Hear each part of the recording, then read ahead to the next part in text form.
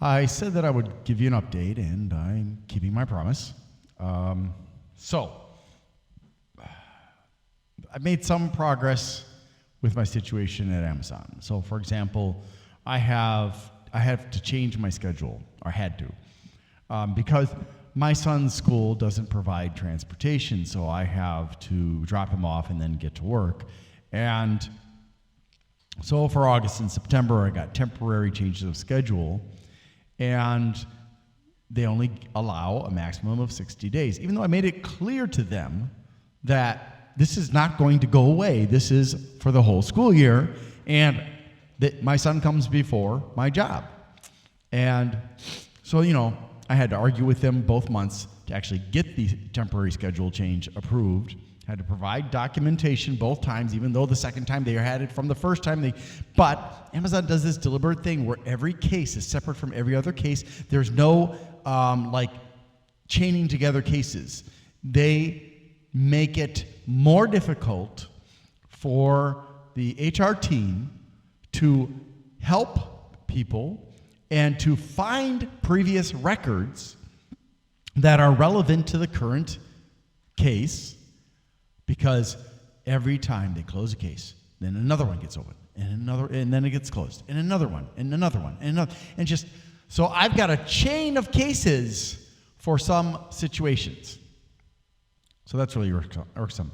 And then they were trying to tell me, the on-site HR was trying to tell me, oh, you can apply for another 30 days. I was like, pretty sure no, because I've already used 60 days, and I confirmed that it is a 30 calendar day block.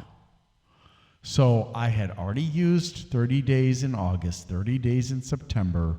There was no more time available, and I had to politely argue with the on-site HR manager that I've been dealing with. And so then she was like, oh. And so she went and talked to the big boss for HR, and they decided to change my schedule permanently, because I had actually applied for a schedule change, but I was rejected. And supposedly the reason was because by the time I had applied, that was already full. But I'm not in the production line. I'm on light duty, sitting at a desk every day. So it doesn't matter to production. And it's a lame excuse, because if that had already been filled, then they shouldn't have had that job possibility available. So ultimately, she and the manager, the big manager, talked it out, and they gave me a permanent change. So that's progress. Now, on to the next thing. So, still no progress with my left shoulder. This is my left. This is my right, okay? Ow. And my left shoulder has gotten worse, especially because I had to move. That put a lot of stress on my left shoulder because I didn't really have a choice. I only had my son, my sister, who had recently had foot surgery, so she couldn't do a lot, and my brother-in-law, who has feet problems, so we were all kind of, and my son was injured at that time. I was I'm injured. I've got feet problems. My brother-in-law's got feet problems. My sister's got feet problems, and my niece could only come for like a couple of hours. So I really, it did not help. So there's been no progress with that, and in fact, I just had to fire my lawyer yesterday, because you see, he had repeatedly lied to me, and I suspected it, but I didn't have proof until this week that he had lied to me. So it was a chain of lies. So he has been, for reasons that I assume are bribery from Sedgwick or Amazon or both, he had been obstructing my case. You see,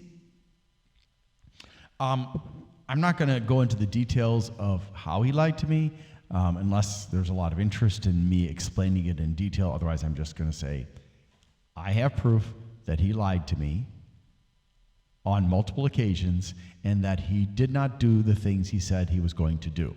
Now, this is the third lawyer I really feel like I can't trust Kentucky lawyers. The first lawyer got rid of me the same day that he took me on with bogus excuses. The second lawyer initially said, well, let me look at your case, and if it's legit, I'll take it. And then said, oh, I'm sorry, I'm way down in Louisville, so I can't really help you. So let me refer you to the third lawyer, who's actually the first lawyer. So actually, this guy is over here. I called 3 times in April, left messages. They never bothered to respond. So the second lawyer dropped me as soon as he took me. The third lawyer sent me back to the first lawyer, and now I've just fired the first lawyer for obstructing my case by not doing the things that he said he was doing repeatedly, as well as some other things, like avoiding responding to my requests for information. So I now have to try to find another lawyer who I can actually trust to help me to sue Sedgwick to get my shoulder surgery. Yeah, so there's that. And then there is the issue of last year, I was given a final written warning because I was on light duty at the computer and I kept on falling asleep over and over and over again. I was given a final written warning for that because it's dangerous to fall asleep. And I explained to them, look, I appealed. I said, look, I need to transfer. If you put me on this final written warning, I cannot transfer for 90 days. And that means I have to go back to work as well. And that's going to make my shoulder worse. And you know I have a shoulder problem because there's documentation because I have a workers' comp case. On top of that, I have an undiagnosed medical condition that causes me to become extremely sleepy at random times if I'm not physically active. And when you're sitting at a computer doing something boring, that is not conducive to staying awake. And I see people falling asleep all the time. They don't get written up. I was targeted because I was active with the union. So, I'd like to use this on Amazon. Ow. So I appealed it to the manager who had written me up. And he said, sorry, there's nothing I can do. He didn't even know he was the first part of the appeals process. And then I appealed it to his manager. And she said, well, it doesn't appear that your manager violated any policies or made any mistakes by writing you up, so there's nothing I can do. And I said, yes, there is. According to policy, you have the power to overturn this write-up because you know about my shoulder and you know that I need to transfer out of my department to protect my shoulder from further damage. She said, nope, I can't help you. He followed policy. Nothing wrong here. Nothing to see. Move along, move along. So then I sent the appeal to top leadership, which is either the general manager or the director of the site. The general manager was the one who took the case because I guess the site director was off. I think she lost her mother or something like that at the time, but I'm not really sure. And so this guy, I explained to him, I've got known medical condition with my shoulder. I've got an unknown, undiagnosed medical condition. My manager, my manager's manager, the safety manager are all telling me to transfer. If you don't overturn this write-up, I can't protect my shoulder by transferring to another department. He did this remotely through a phone conversation. He for whatever reason, he didn't want to meet me in person. Probably because he's a coward and a piece of crap. And so then, after a few days, I got the answer back. Nope, I'm not going to help you. What? I'm not going to help you. The policy was followed, and this doesn't warrant an appeal. Now, I didn't get an answer at that time as to what his problem was, why he was so stupid and so selfish. But this is a guy who doesn't care about safety. Then again, management doesn't care about safety. They just claim to care about safety at Amazon. Amazon has a high rate of injury, despite all the safety measures that they only half-heartedly enforce. So, months later, this was in February. So the injury happened. The write-up happened in late October, and in February, I got a chance to meet with this jerk, and we had a conversation about safety in which he made it obvious that he didn't care about safety. So, for example, we had I don't know if you've ever seen them. There are special poles that have a special hook on the end, and they are for if you work in like the garment industry and you've got really high rods for hanging them and you can't reach them, you use that to hook it off of the rod and bring it down to the ground. So they bought a bunch of those for us. They bought some that had metal ends on them with the hook and stuff, which were very, very bad because they would just punch holes in the cardboard like it was nothing. And then they got a bunch that were made with plastic heads. And the plastic heads were marginally better, but really only safe for the what we call the infinity bags, which are these bags that are made of a mesh synthetic material. If we used them on the cardboard, they would still poke holes, just not as badly. Unfortunately, the plastic was fragile, and many of them broke. Many. And some of them would shear off it's kind of like this, if you look at it at the tip. And in some cases, this one would break off, or the tip would break off. And in other cases, both of them would shear off and form basically a spearhead. And when I told him about this, he said, well, anything can be a weapon.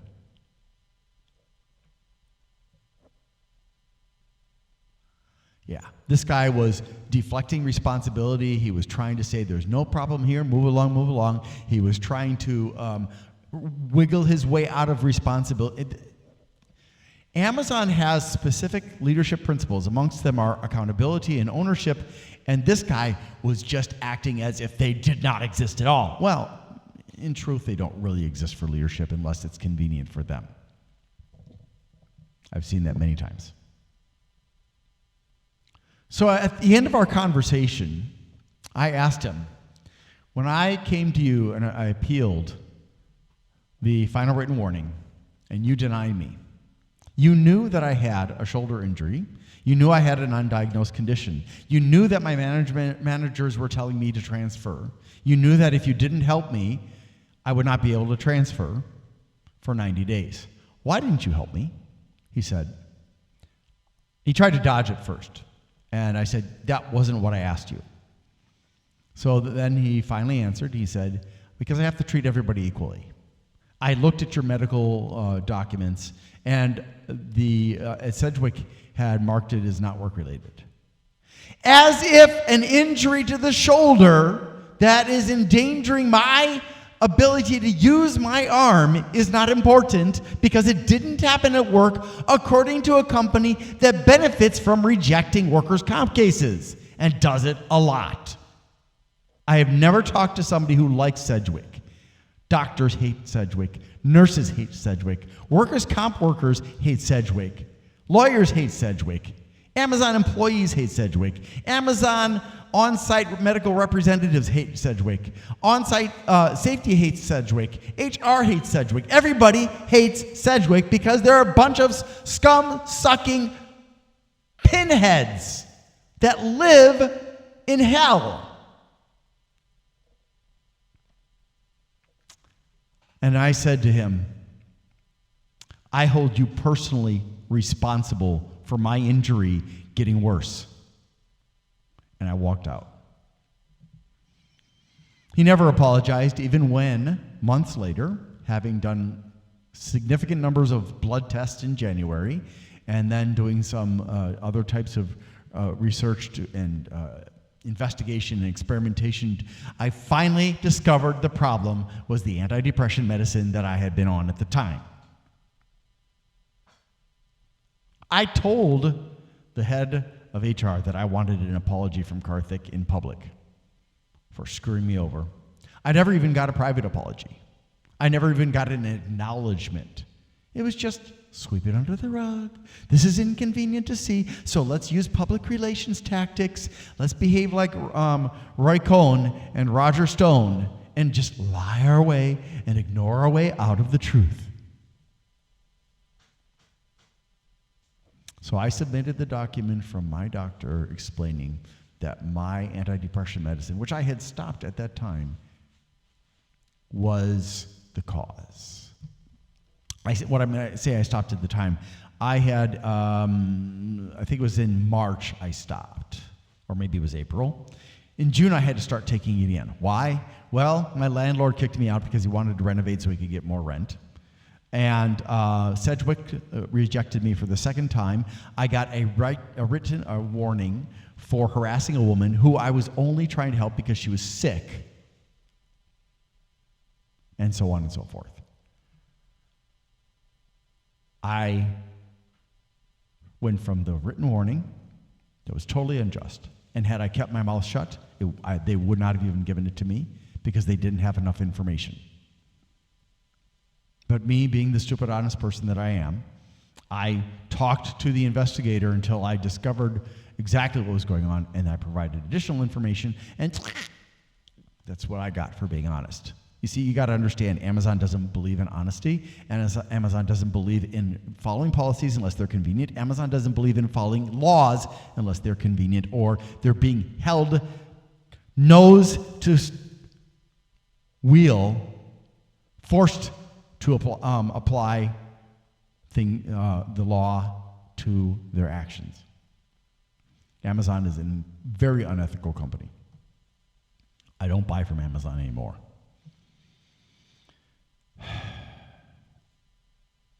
So, after that, when I submitted it, one of the HR people helped me to submit a request for an accommodation for my Zoloft, which is causing me to fall asleep because I'm back on the computer again.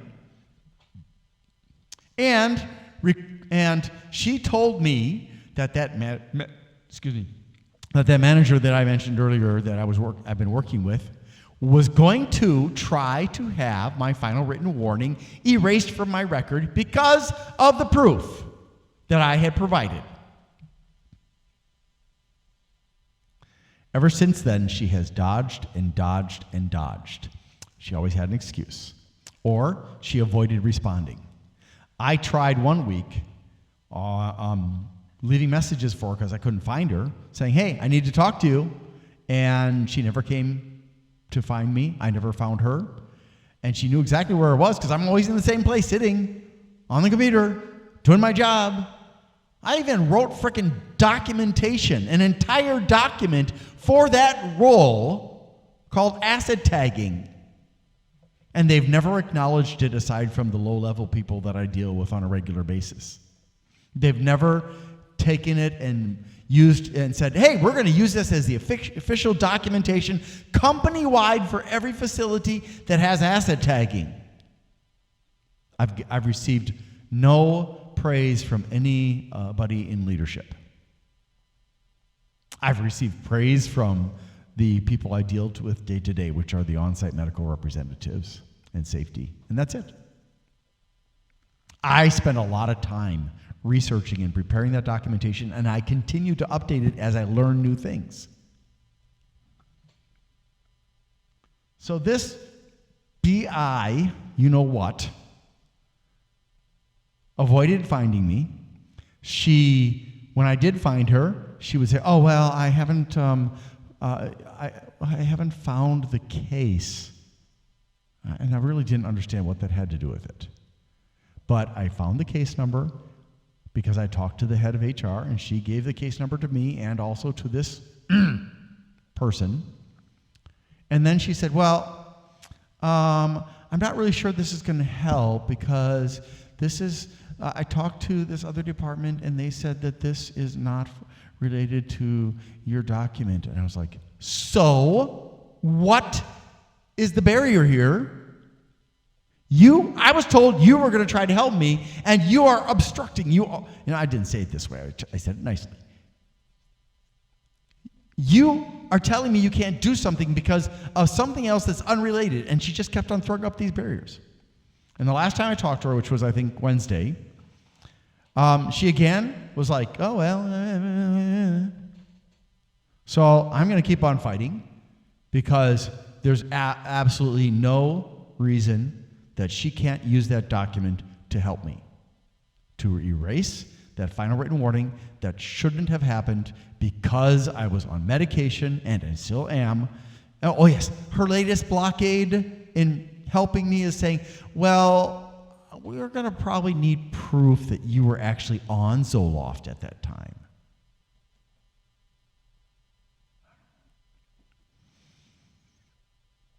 I hate Amazon. I hate them so much. I wish just every building would spontaneously burn down when nobody was in them. Okay, so there's that. Hooray. So I've fired my lawyer because he was obstructing my case against Sedgwick. I am struggling. I got my schedule. I'm struggling to get my final written warning erased from my record. I mean, it's already expired, but it's not fair that it's on my record. I mean, it's bad enough that I got a harassment write-up for not harassing somebody. So the last thing. I have told you 3 times now I have been put on a medical leave of absence when they had no good reason to put me on a medical leave of absence. 2 of those times I was returned to work with full pay for the time off. The second time of the 3, I was brought back to work after 2 weeks with the second week having been paid for because of a policy where but the first week was not paid for.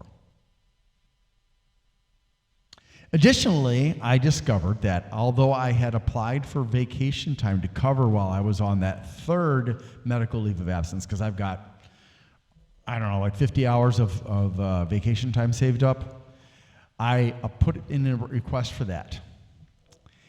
Not only was it not approved, but it completely disappeared from the system. Not like Amazon to lose a document. No, they lose documents all the time. All the time. I have, many times when I've had to open a case, I have submitted documentation with the case, and then I get a message from HR saying, oh, we didn't get any documents. Send us the documents. I said, I sent it with it when I opened the case. Anyways, so I spoke to a lady in one department, as I told you. This was in the first week of September, I think it was, and she told me that effective September 30th, I would. And so, yeah, I was pretty stressed out, and I couldn't get a straight answer out of HR. But then last week, I think it was last week or the week before, I was contacted by a woman in a different department because the woman that had told me I was going to be off on September 30th was not entirely sure, and she was going to check and she was going to get back to me. And then eventually she got back to me, which was also last week or the week before, whichever it was. And she said, you're definitely going to be on a 1-year medical leave of absence. And then this woman from a different department within HR called and said, no, you're not. At the earliest, you'll be on medical leave of absence in December. But I need you to get some more documentation from the doctors regarding both your things because it's not clear. The restrictions are not clear. So we don't know what we can do for you. So I finally, I tried getting a hold of the doctor's office in the beginning of the month, and I talked to a guy. He said he was going to call me back. He never called me back, so they blew me off. So I called them again last week, and I said, look, I need, was it last week? Yeah. And I told him, hey, I need the documentation, And so they sent it over to a company called MediCopy, not Medicopy. And I got a bill from Medicopy because they bill the patient to do this job because the doctor's office doesn't want to do it for whatever reason. And I called him up last Friday, and I said, hey, guess what? The deadline for this documentation is next week. And this is what they absolutely need to have on the document. So please make it happen by next week. So then this nice lady who had said, December, called me up a few days ago and said, hey, what's going on with the document? I said, well, I've talked to him, and I'm just waiting. And they understand that the deadline is this week, and they understand the stuff that you specifically need to see in the documentation, and they're working on it. And she said, well, what do you think? Should I call you next week or should I call you tomorrow? I said, call me tomorrow. I'm going to call them right after we get off the phone, and I'm going to make sure about what's going on here. And I'm sorry this is taking so long. I have a hard time summarizing sometimes, especially when I'm irritated. So I called up Metacopy. I said, hey, what's going on with my document? This is the deadline tomorrow. And they were, or this was on Wednesday. And they were like, oh, well, it's going to either be done today or tomorrow, and then they're going to send it out by mail. So okay. And then I said, hey, can you email me a copy so that I can get it to them faster, because I don't trust the post office, because I used to work for the post office. And all of my life, ever since I started using the postal service, they've lost my mail. Not all the time, but from time to time, they've lost things. And they said, oh yeah, we can do that. It's good. The report's going to be done today. So yesterday she called me again, and she said, hey, how's it going with that document? I was like, well, they said they're going to email it to me. I haven't received anything. I don't know what's going on, but I'll call them again. So I called them again, and I ended up getting the same woman that I talked to on Wednesday, and she said, oh, well, they're backlogged, and they haven't got the document done yet, and we don't know when they're going to get it done, and we don't know when it's going to get out to you, and it's like, great. Can you please expedite it? Can you also please have them let me know when I can expect the document? And she said, sure, I'll put a note. It's now Friday. I haven't heard anything. So needless to say, I'm not happy about this. I just, I paid my money, and they're dragging their feet or whatever. So, but when I talked to her again yesterday, the lady from Amazon from the different department that said December, she reversed course. Her answers changed about December, about a lot of things. And she was evasive. So I really am back to being stressed because I don't know when they're going to throw me back on a medical leave of absence. It could be December. It could be November. It could be this month. It could be next year sometime. Oh, and just the last thing, and then I'm going to let you go. I'm sure you're already bored to death and probably sleeping through this. So I've been waiting for custom shoes. I actually drove all the way to Vincennes, Indiana, a 4-hour trip and back. Actually got reimbursed from Amazon for the gas. So that was nice. And I was told on September 27th, no, not September, August 27th, that I went in August. I was told on August 27th that the shoes had been shipped out on August 20th or something like that. Or shipped or completed, I forget. And that they would be on their way soon. They still haven't appeared. Or maybe it was September. Well, anyways. We waited for the appropriate amount of time. It was September, not October, August, sorry. We waited, and they don't know what's going on. And I haven't heard anything more. The shoes haven't appeared at work, and they haven't appeared at my home. Although I did get a notification from the post office that a package they attempted to deliver a package today. So I'll go pick it up tomorrow. Hopefully that's the shoes. These are custom shoes that will support my arches that keep on falling and so on and so forth. So I hope they work right. But I don't know if that's them. It could be something completely different. But I don't know what else it would be because I haven't ordered anything. I'm not expecting any packages aside from that pair of shoes. If that comes in and they actually fit correctly, which I'm not entirely positive they will, and they properly support my feet, which I'm not positive they will because my experiences so far with insoles have not been that great. If they work out, however, then I will no longer have to be on asset tagging and I can be assigned to other menial tasks where I'm actually moving around, which is good because lack of exercise is not good for my belly size. So yeah, that's where it stands. Minor aggravations and then the uncertainty of when I'm going to be thrown into the abyss of a 1-year medical leave of absence on 60% pay minus taxes and benefits, which means it'll be like 35%. Yeah. There is one good thing other than the schedule change. Well, technically 3 good things. One, they gave us $1.50 raise, which is effective starting this week. 2, they gave us up to 4 free tickets to the Cincinnati Zoo, so my son and I will go. And 3, starting next year, we all get free Prime. Oh, wait a second. I don't buy from Amazon anymore, so it doesn't do me any good.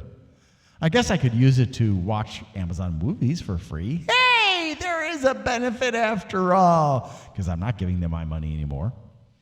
I would rather spend extra money at somewhere else than give Amazon money. Yeah.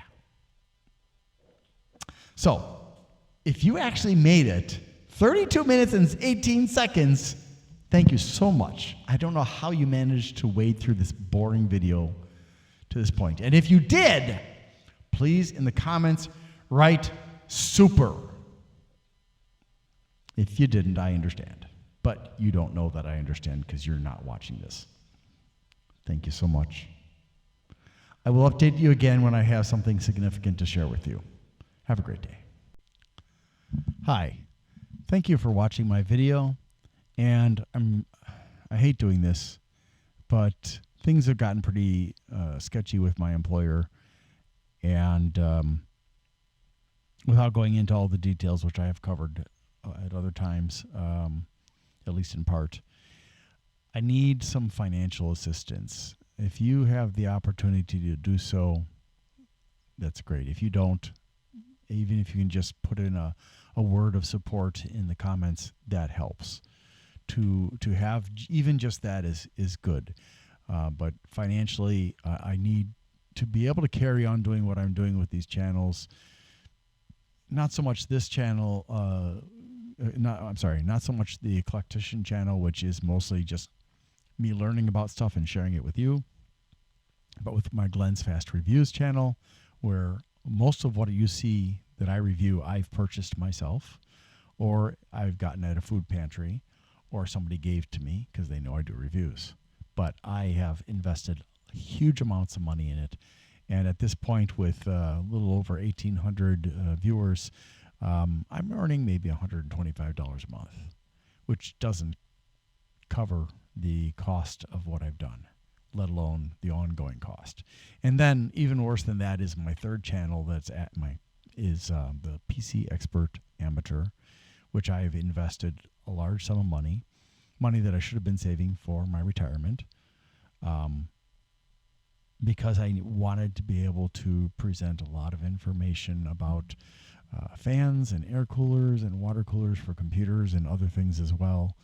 And in order to do that, I had 2 choices. I either had to make deals with manufacturers and sell my soul, or stick to my ethics and pay for things myself in order to not be beholden to somebody and not feel like, oh, I owe them. So yeah, it's pretty costly, and with the situation with my employer Amazon, in which the workers' compensation company Sedgwick refuses to fix my shoulder, which was injured at work over a period of months last year because Amazon's management refused to abide by their own policies to provide me support. I may end up having to pay for the surgery myself with the help of my insurance, and that will still be very expensive. And then I would be out of work for at least a month. So switching to another job, it would be hard because if I come to you and I say, hey, I want to work for you, and you're like really interested in me, and then I say, oh, by the way, in the near future I'm going to be having a shoulder replacement, so I will probably be out of work for a month. You're probably going to say, I'll pass, thanks, though. Which would actually be illegal, and you won't tell me that's why you're not choosing me. But it is a problem, especially with me being as old as I am. I'm almost 58. So if you could please, if you can either go to the my YouTube channel, Glenn's Fast Reviews, and you can make any kind of a donation on there, any size, any time you want, through that, because that's my monetized channel. Or you can go to patreon.com. That's patreon.com/Glenn MII. That's GLENNMII. And you can make a recurring donation. The smallest one I have on there right now is $10. If that's too big for you to give on a monthly basis, let me know. I can always add a smaller one than that. I just need to know. But again, if you are financially strapped, please don't send me money. I don't want somebody else getting into trouble financially just to help me. That would weigh very heavily on my conscience. So thanks again for watching this video, and let's make the world a better place.